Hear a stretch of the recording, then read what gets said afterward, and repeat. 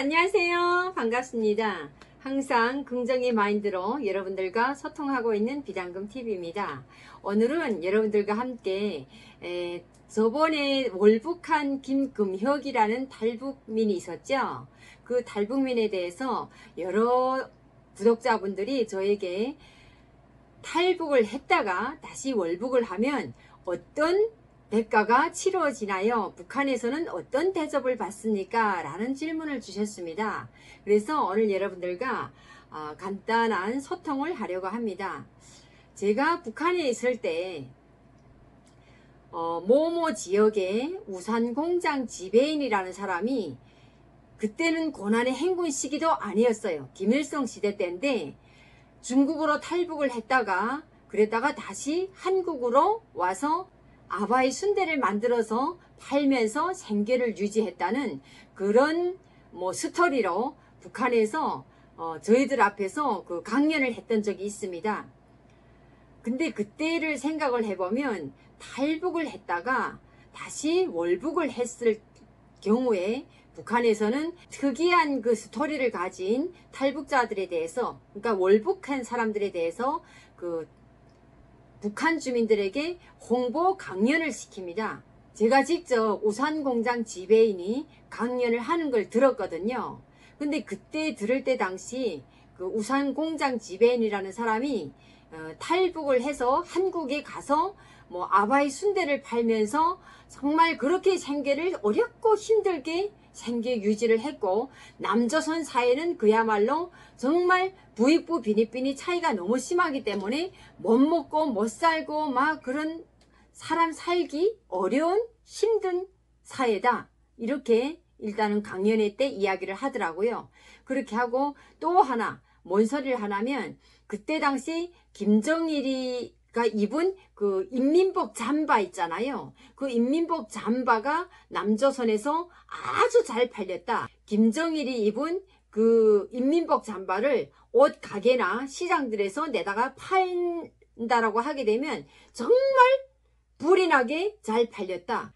김정일에 대한 남조선 주민들의 생각이 막 김정일을 너무 세계 위인으로 그렇게 보고 있다라고 강연을 하는 겁니다. 그러면서 정말 남조선 사회는 못 먹고 못 살고 헐벗고 굶주리고 썩고 병든 자본주의 사회다. 정말 일반인들은 살기가 엄청 힘들고 자본가나 돈이 많은 부익부 빈익빈이 차이가 심하기 때문에 자기 같은 북한에서 넘어가서 탈북민들은 정말 그 아바이 순대를 만들면서 하루하루 생계를 유지했다. 그래서 그때 당시 그 지배인이 강연회 때 하는 소리가 뭐냐면, 그 순대에 홍보를 하면서 했대요. 이 아바이 순대를 먹으면 여자들이 피부가 좋아지고 수명도 길어지고 엄청 건강에 좋다라는 홍보를 하면서 팔았다고 하더라고요. 그러면서 그 한국 사회, 그러니까 남조선이라고 이제 교육을 하는데, 강연을 할 때 남조선 사회는 여자들이 피부에 많이 관심을 가지고 있기 때문에 일단 순대를 먹으면 피부가 좋아진다, 그리고 또 수명이 길어진다, 이런 좋은 홍보를 하면서 순대를 팔다 보니 엄청 돈을 벌었었다. 그렇게 생계를 유지했다. 그런데 정말 살다 보니까 우리 장군님이 계시는 우리 공화국 북반부 품이 너무 그리웠다. 고향이 그리웠고 정말 우리 북한만한 사회가 없다. 이렇게 하면서 강연을 했던 기억이 납니다. 그래서 그렇게 강연을 했고요. 그리고 여러분들이 아는 것처럼 임지연 씨도 아시죠? 임지연 씨도 한때 모란봉 클럽에 나와서 많이 출연도 했고, 또 저랑 함께 모란봉 클럽의 한 옆자리에 앉아서 여군 특집으로 출연했던 적이 있습니다. 임지연 씨가 그랬던 적이 있는데, 어느 날 갑자기 월북을 했다고 하니까 저도 깜짝 놀랐어요. 근데 정말 왜 월북을 하는지 이해가 안 됩니다. 그래서 임지연 씨도 이제 월북을 해서 평양에서 정말 많은 홍보 영상으로 많이 떴죠. 이렇게 했고요. 그리고 최근에 월북한 김금혁이라는 20대 청년이 여기 한국에 와서 같은 탈북민을 강간한 성폭행 범죄자로 조사를 받는 과정에 월북을 했다라고 합니다. 정말 대한민국까지 올 때에는 3국을 걸쳐서 목숨 걸고 대한민국에 오거든요. 그런데 김금혁이라는 월북한 그 20대 청년은 탈북을 할 때도 개성으로 해서 그 수영을 채서 왔더라고요. 참 그런 통로를 알아서 그런지 또 월북을 할 때 역시 또 수영을 채서 그렇게 개성지역으로 지금 들어갔다라고 하는데, 어찌 됐든 이해하기 힘듭니다. 저희 탈북민들은 정말 그런 경로가 아닌 다양한 경로를 통해서 3국을 걸쳐서 얻은, 군인으로 복무를 하다가 비무장지대로 넘어오는 탈북민들도 있고, 다양한 루트를 따라서 오는 다양한 스토리로 넘어오는 사람들이 많습니다. 이런 와중에 목적은 하나입니다.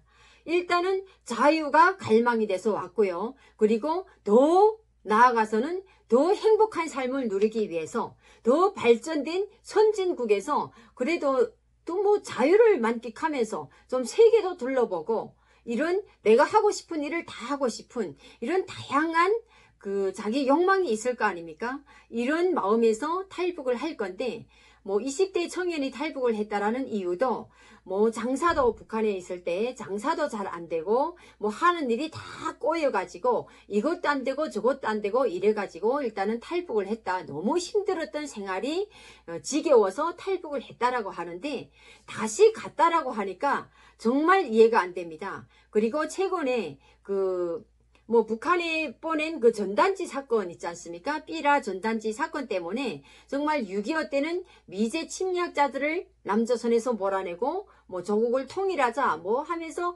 이런 구호를 외쳤다라고 하게 되면, 올해는 그 삐라 전단지 때문에 탈북자들을 찢어 죽이라, 우리 민족 반역자, 민족의 반역자 탈북자들을 찢어 죽이라고 막 이렇게 하는 이 시국에, 그리고 코로나19 때문에 지금 북한도 비상이 걸렸거든요. 국경 최전년이나 국경 연선 지역들을 몽땅 봉쇄가 됐고, 만약시 경우에 밀매를 한다라고 해도 국경을 넘나들면서 만약시 코로나를 가지고 왔다, 코로나가 접종이 되어서 왔다라고 하게 되면, 제가 들리는 소리에는 정말 총살까지 했다는 소리도 들렸거든요. 이 정도로 엄격히 지금 코로나19 때문에 국경 연선도 차단이 되어 있고 모든 외부 차단이 지금 되어 있는 이런 상황에서 다시 월북을 했다라는 것은 대단한 결심을 가지고 넘어가지 않았나 생각을 합니다. 이 비상시국에 북한에 가서 어떤 대접을 받으려고 갔을지 정말 너무나도 이해가 안 돼서 제가 오늘 여러분들과 좀 소통을 하고 있고요. 그리고 제가 판문점 외국인 강의를 다닐 때 특히 미국에서 오신 분들이 저에게 물어보는 질문 중에 하나가 이런 질문이 있습니다. 만약시 경우에 앞으로 통일이 됐던 아니면 서로가 왕래할 수 있는 이런 상황이 발생을 했다라고 하게 되면 고향에 가서 살 의향이 있느냐라는 질문을 저에게 외국인들이 주었거든요. 그때 저희 답변은 어땠을까요? 저는 이렇게 말했습니다.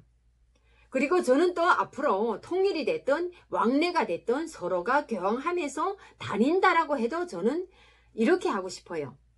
고향이기 때문에 어떻게 변했는지 한번 가보고는 싶어요. 도대체 내가 태를 묻고 내가 거기서 나서 자란 유년 시절이 있고 거기에서 군대도 나갔고 다 다양한 나의 옛 추억들이 있는 고향이기 때문에 한번 가보고는 싶어요. 어떻게 변했는지 고향 친구들도 보고 형제들도 보고 싶고 아버지 어머니 산소에도 가보고 싶고 참 너무나도 가보고 싶은 고향입니다. 그래서 한번 가는 보고 싶고 다닌다라고 하게 되면 왕래가 된다라고 하게 되면 다니는 정도지 가서 살고 싶지는 않습니다. 저는 산다라고 하게 되면 따뜻한 나라 대한민국에서 살고 싶습니다. 그리고 지금 현재 대한민국에서 살고 있고 또 현재 내가 하고 싶은 일을 하면서 여러분들과 지금 마음대로 소통하고 있는 이런 일도 하지 않습니까? 북한에 있었더라면 제가 지금 하고 싶은 말을 이렇게 방송에 대고 마음대로 할 수가 있었겠습니까? 없었을 거 아닙니까?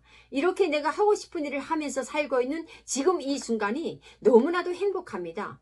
근데 대접도 받지 못할 북한으로 갔다고 하니 정말 이해가 안 되네요.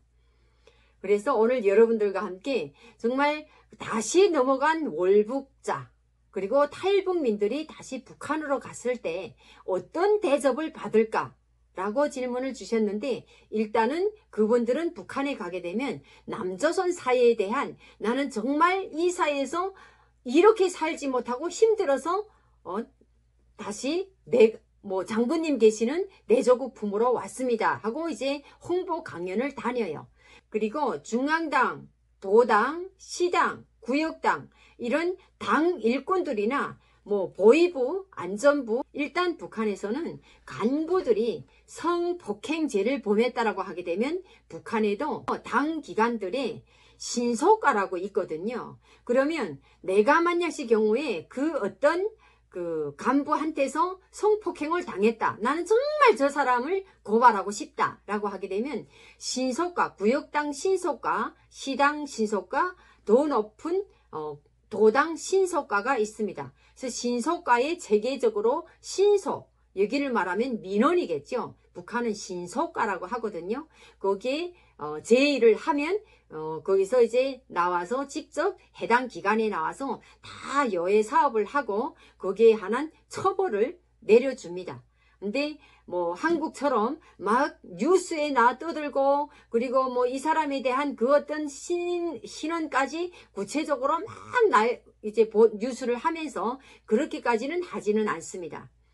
그렇기 때문에 이렇게 일반인들이 성폭행을 했다라고 하게 되면 일반인 범죄 같은 거는 취급하지도 않습니다. 취급하려고 신설을 해봤댔자 떨어져 봐야 거기서 거기 아닙니까? 노동자에서 더 어디로 떨어질 때도 없지 않습니까? 그러니까 그냥 노동자들은 자기 하고 싶은 대로 그렇게 하고 삽니다. 그래서 성폭행에 대한 이런 문제가 한국에 오니까 일반 탈북민도 성폭행죄로 고발을 당했다라고 하니 정말 대한민국은 법치국가이고 너무나도 정말 여성의 인권을 존중하고 남녀를 불문하고 인권을 존중한다는 의미에서 저는 대한민국이 현재 국민으로 살고 있는 것을 너무나도 자랑스럽고 행복하게 생각하고 있는 사람 중에 한 사람입니다. 그래서 오늘 여러분들과 함께 월북한 사람이 북한에 가게 되면 어떤 일을 당하고 어떻게 처리가 됩니까? 하는 이런 질문에 여러분들과 다양한 이야기로 소통을 나눠봤습니다. 여러분들이 궁금증이 풀리셨으면 하는 바람입니다. 그럼 다음 시간에도 더 좋은 스토리로 여러분들과 만나는 비단금TV가 되도록 하겠습니다. 여러분 감사합니다.